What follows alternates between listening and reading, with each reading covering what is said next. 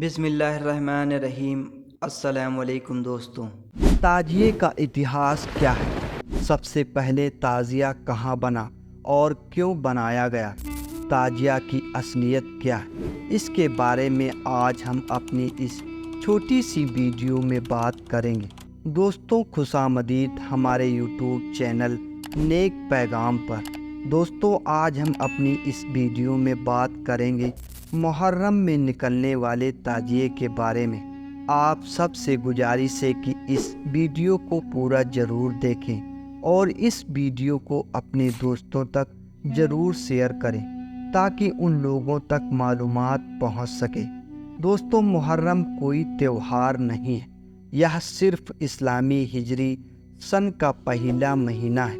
पूरी इस्लामी दुनिया मुहर्रम की 9 और 10 तारीख को मुसलमान रोज़े रखते हैं, मस्जिदों और घरों में इबादत करते हैं। अब रहा सवाल भारत में ताजिए का, तो यह एक शुद्ध भारतीय रिवाज है जिसका इस्लाम में कोई ताल्लुक़ नहीं है। इसकी शुरुआत बरसों पहले तैमूर लंग बादशाह ने की थी, जिसका ताल्लुक़ शिया समुदाय से है। तब से भारत के शिया सुन्नी भी ताजिया हजरत इमाम हुसैन की कब्र, जो इराक के करबला नामक स्थान पर है। भारत में ताजिए के इतिहास और बादशाह तैमूर लंग का गहरा रिश्ता है। तैमूर लंग बरला वंश का तुर्की योद्धा था और विश्व विजय उसका सपना था। सन 1336 ईस्वी को समरकंद के नज़दीक केस गांव ट्रांस अक्सानिया, अब जो उज़्बेकिस्तान में है, जन्मे तैमूर को चंगेज खां के पुत्र चुगतई ने सिखाया था। सिर्फ 13 वर्ष की उम्र में ही वह चुगतई तुर्कों का सरदार बन गया था।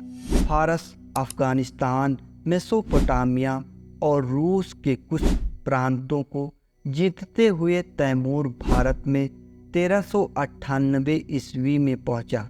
उसके साथ 98,000 सैनिक भी थे।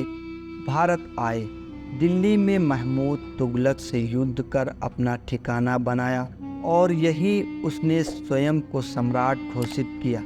तैमूर लंग तुर्की शब्द है जिसका अर्थ तैमूर मतलब लंगड़ा होता है। वह दाएं हाथ और दाएं पांव से लंगड़ा था। तैमूर लंग शिया समुदाय से था और वह मुहर्रम माह में हर साल इराक जरूर जाता था, लेकिन बीमारी के चलते एक साल नहीं जा सका। वह हृदय रोगी था, इसलिए हकीमों और वैद्यों ने उसे सफ़र करने से मना किया था। बादशाह सलामत को खुश करने के लिए दरबारियों ने ऐसा करना चाहा जिससे तैमूर खुश हो जाए। उस जमाने के कलाकारों को इकट्ठा कर उन्हें इराक के करबला में बने हजरत इमाम हुसैन के रोज़े की शक्ल बनाने का फरमान दिया गया। कुछ कलाकारों ने बांस की कीमचियों की मदद से कब्र या इमाम हुसैन की यादगार का ढांचा तैयार किया। इसे तरह तरह के फूलों से सजाया गया। इसी को ताजिया का नाम दिया गया। इस ताजिए को पहली बार 801 हिजरी में तैमूर लंग के महल में रखा गया। तैमूर के ताजिए की धूम बहुत जल्द पूरे देश में फैल गई। देश भर के राजे, रजवाड़े और देखने वाली जनता इन ताजिए की जियारत के लिए पहुंचने लगी। तैमूर लंग को खुश करने के लिए देश की अन्य रियासतों में भी इस परंपरा को सख्ती के साथ शुरू करने के आदेश दिए गए। खास तौर पर दिल्ली के आसपास जो शिया समुदाय के नवाब थे, उन्होंने इस अमल को शुरू कर दिया। तब से लेकर आज तक इस अनूठे तरीके को भारत, पाकिस्तान, बांग्लादेश और बर्मा, म्यांमार में मनाया जा रहा है, जबकि खुद तैमूर लंग के देश उज़्बेकिस्तान या कजाकिस्तान में या शिया बहुल देश ईरान में ताजिए की परंपरा का कोई उल्लेख नहीं मिलता है। 68 वर्षीय तैमूर अपनी शुरू की गई ताजियों की परंपरा को ज़्यादा देख नहीं पाया और गंभीर बीमारी में मुब्तला होने के कारण 1404 में समरकंद लौट गया।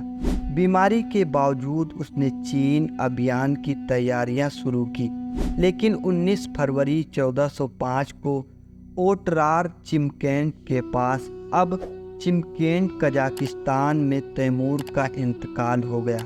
लेकिन तैमूर के जाने के बाद भी भारत में यह परंपरा जारी रही। तुगलक तैमूर वंश के बाद मुगलों ने भी इस परंपरा को जारी रखा। मुगल बादशाह हुमायूं ने सन 9 हिजरी 962 में बैरम खां से 46 तोला के जमोजर्द पन्ना हरित मणि का बना ताजिया मंगवाया था। मेरे दोस्तों, ये वीडियो पसंद आई हो तो लाइक, सब्सक्राइब, शेयर करना ना भूलें।